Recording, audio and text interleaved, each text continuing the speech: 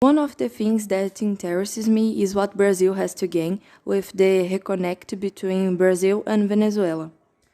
Well, this relation with Venezuela can bring economic and diplomatic gains and help solve problems such as the immigration crisis that led thousands of Venezuelans to cross the border into Brazil, acting to repatriate them.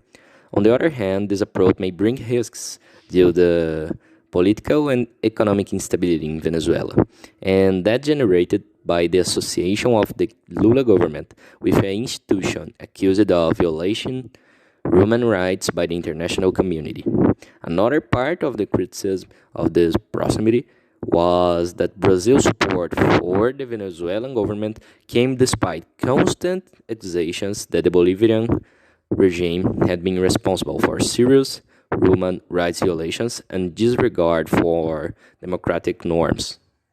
But then they could reopen channels to solve new crises and seize economic opportunities. If new problems arise in Venezuela, we will already have open channels to help solve and prevent the crisis from reaching the point it has already reached.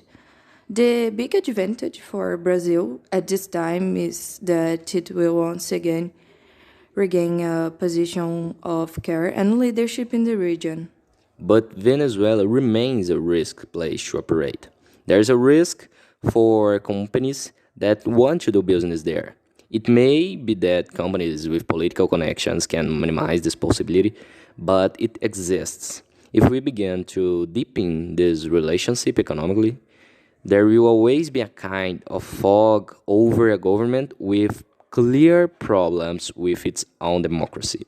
And this will happen in a context where the new government was elected, where Brazil democracy itself was fragile. The question is to understand now how Brazil will flex its position on democracy to get closer to Venezuela.